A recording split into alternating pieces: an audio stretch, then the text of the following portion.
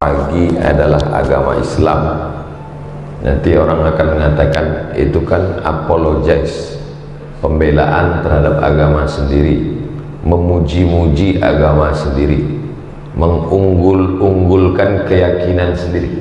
Tapi mau tidak mau, suka tidak suka, boleh adakan penelitian, studi komparatif perbandingan agama, bahwa agama yang mengajarkan paling awal bangun adalah agama kita.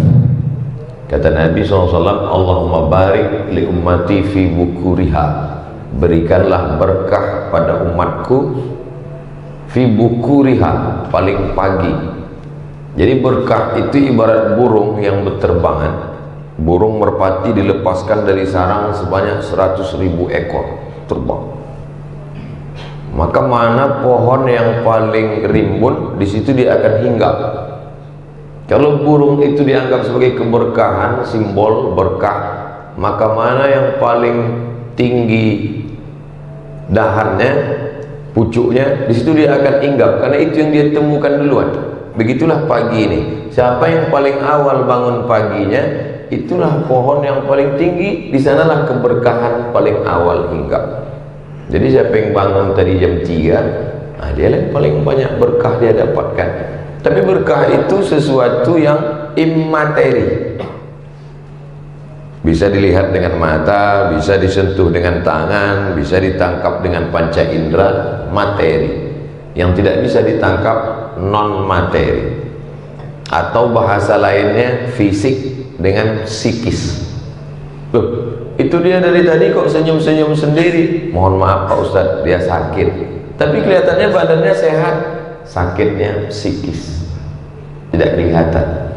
Bahasa Arabnya yang satu zohir, yang satu batin. Makanya selalu kita mohon maaf zohir dan batin.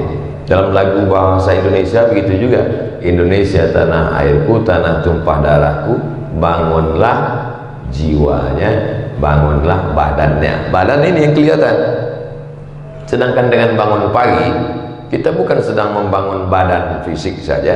Bahwa orang mengatakan siapa yang bangun pagi dia yang paling sehat, tidak dapat dipungkiri. Tapi kita lebih dulu connect dengan Allah Subhanahu wa ta'ala. Jiwa kita, batin kita sudah menjalin hubungan dulu dengan Allah. Terbuka pintu mata, maka yang pertama dia sebut adalah nama Allah. Alhamdulillahilladzi ahyana ba'dama amatana wa ilaihin nusyur. Walaupun ibu paling sayang dengan bapak, tak mungkin ibu waktu bangun pagi, oh Mas Parno, mohon maaf kalau kebetulan namanya, yang pertama kali diikatkan hidup dengan Allah. Kullu amrin zibalin, semua amal yang baik, walam yubda bihamdillah. Dalam riwayat lain, walam yubda bi bismillah. Semua amal yang baik kalau tidak dimulai dengan nama Allah, maka dia tidak bisa menjadi amal. Semua bangun pagi ini. Orang Singapura sudah bangun pukul 4 karena mereka masyarakat paling aktif, ekspor importnya maju, ekonominya. Orang Barat sudah bangun. Yang paling awal bangun orang Jepang, karena matahari lebih dulu terbit di tempat mereka. Bahwa cerita bangun, ya menurut jam bangun. Tapi bangun kita bernilai ibadah yang bisa dibawa mati menghadap Allah. Kenapa begitu? Karena bangun kita menyebut nama dia, Bismika. Itu kalau mau tidur. Tapi kalau pas bangun, Alhamdulillahilladzi ahyana ba'dama amatana wa ilaihin nusyur. Itulah makna innamal a'malu binniyat. Segala amal dinilai dengan niatnya. Nanti saat amal kita dihitung di hadapan Allah SWT, semua orang beramal, wa qadimna ila ma'amilu min amalin, semua amal mereka kami tunjukkan di depan mata mereka. Ini amalmu, ini ibadahmu, ini faja'alnaha haba'an mansura. Kami jadikan dia seperti debu yang berterbangan, tak bernilai di hadapan Allah. Kenapa tidak ada nilainya? Karena tidak menyebut nama Allah Subhanahu wa ta'ala. Kita tadi masuk toilet kamar mandi pun menyebut nama Allah. Allahumma inni a'udzubika minal khubuthi wal khaba'ith. Memasukkan makanan ke mulut pun menyebut nama Allah. Ya ghulam, wahai anak kecil, kul mimma yalik, makanlah apa yang dekat darimu. Samillah, sebut nama Allah. Bismillah. Hadis sahih, bismillah. Adapun yang panjang itu hadisnya dhaif. Alhamdulillahillah. Yang panjang, Allahumma barik lana fima razaqtana wa qina adzabannar. Oke, nanti kalau kelihatan ada kawan di sebelah tiba-tiba bismillah, loh ente kok lapar sekali kelihatannya. Inilah hadis yang sahih, akhi. Padahal saking kan laparnya. Jadi kalau gitu, Allahumma barik lana fima razaqtana wa qina adzabannar, enggak boleh kita baca. Boleh, karena cukup 5 syarat. Bukan dalam masalah akidah, bukan dalam masalah halal haram, tidak ada periwayatnya yang kadzab pendusta, dia masih bernaung di bawah hadis sahih. Dan untuk fadhail a'mal, tidak perlu kita permasalahkan antara bismillah dengan Allahumma barik lana, karena kalau kita kelahi antara yang baca bismillah dengan yang Allahumma barik lana, yang ketawa yang nggak baca doa. Inti dari doa-doa itu sebenarnya supaya kita ingat kepada Allah Subhanahu wa ta'ala. Keluar dari masjid, keluar kaki kiri, Allahumma inni as'aluka min fadlik. Pakai sendal kaki kanan. Simple. Seringkali kita keluar kaki kiri, langsung sendal kaki kiri, yang sendalnya nggak hilang. Tapi sebenarnya apa maksudnya? Keluar kaki kiri, pakai sendal kaki kanan, supaya kita mengingat semua perbuatan kita. Berapa banyak kita berbuat tapi kita tidak ingat perbuatan kita. Makanya Imam Ibrahim bin Adham, dia melangkahkan kakinya, 1 langkah, 2, pas langkah 3 mundur lagi dia ke belakang. Kawannya di sebelah nanya, ngapain langkah 1, 2 langkah, 2 langkah, 3 mundur lagi? Ketika aku melangkah yang pertama, aku bisa mempertanggungjawabkannya di hadapan Allah nanti kalau ditanya. Langkah yang kedua, aku juga yakin begitu. Ketika melangkah ketiga, aku mulai ragu, apakah langkahku ini mencari ridha Allah atau tidak. Maka semua nanti akan dihitung di hadapan Allah, mana amal yang kita ingat, mana yang tidak ingat. Berapa banyak orang hafal doa makan, hafal doa pakai baju, hafal doa masuk WC, hafal doa sebelum tidur, hafal doa bangun tidur, hafal, tapi tidak dibaca ketika beraktivitas.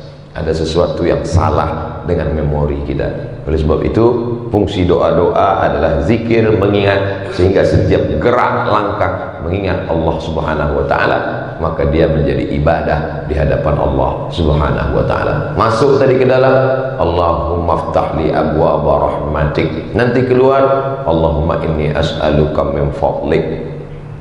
Kalau tidak tahu bacaannya Pak Ustaz, bismillah, dengan nama Allah Subhanahu wa ta'ala. Seperti tukang sisir Fir'aun ketika akan menyisir keluarganya, keluar dari mulutnya bismillah, dengan nama Allah Subhanahu wa ta'ala. Yang lain berkata atas nama jabatan, yang lain berkata atas nama kekuasaan, yang lain berkata atas nama harta. Tapi kita tidak demikian. Bismillah, semua yang dilakukan atas nama Allah menghilangkan kekecewaan, ketakutan dan kesedihan. Orang yang berkata atas nama jabatan, atas nama kekuasaan, atas nama materi benda, kalau dapat bahagianya luar biasa, kalau tidak dapat stresnya juga luar biasa. Sedangkan orang yang mengatasnamakan Allah, kalau dapat alhamdulillah, enggak dapat husnuzon sama Allah, berarti Allah punya rencana yang lebih cantik dan lebih indah daripada itu. Kenapa? Karena semuanya atas nama Allah. Dengan nama Allah lah maka rasa sedih, gundah, galau, stres, depresi hilang dari hati seorang hamba. Pucat wajah Abu Bakar Siddiq di dalam Jabal Thur ketika ketakutan melihat kaki kafir Quraisy. Lau absara, seandainya mereka melihat kaki mereka, la absarana, mereka pasti melihat kita Muhammad. Seandainya mereka melihat kaki ke bawah, pasti mereka melihat kita. Apa kata Nabi? Ma dhannuka bitsnaini fallahu salisuhuma. Kalau kau sangka kita di sini cuma berdua, tidak wahai Abu Bakar, Allah yang ketiga. Kalau kita bertiga, Allah yang keempat. Kalau kita empat, Allah yang kelima. Wa huwa ma'akum ainama kuntum. Dia bersama kamu dimanapun kamu berada. Maka itulah fungsi dari setiap doa dan zikir, merasakan keberadaan Allah. Ketika kita merasa sepi sunyi, maka Allah bersama kita. Ketika kita merasa kecil dan kerdil, Allah tetap ada. Maka besarkan hati dengan keberadaan Allah. Allahu Akbar. Selesai sholat tetap subhanallah 33, alhamdulillah 33, Allahu Akbar 33, la ilaha illallah la syarikalah, lahul mulku wa lahul hamdu yuhyi wa yumit wa huwa ala kulli syai'in qadir. Itulah kultum kita pada subuh kali ini. Banyak panjang pendeknya ceramah sesuai dengan besar dan kecilnya masjid. Bukan itu, kita akan ke masjid. Jangan merasa kecil hati. Yang dinilai adalah keikhlasan ke hadapan Allah Subhanahu wa taala. Mudah-mudahan kita termasuk orang yang ikhlas insyaallah. Terima kasih atas segala perhatian, mohon maaf atas segala kesilapan. Walaupun kita berpisah tempat dan waktu, tapi insyaallah kita tak pernah terputus dalam ingatan dan doa. Wallahu muwaffiq ila aqwamit thariq. Wassalamualaikum warahmatullahi wabarakatuh.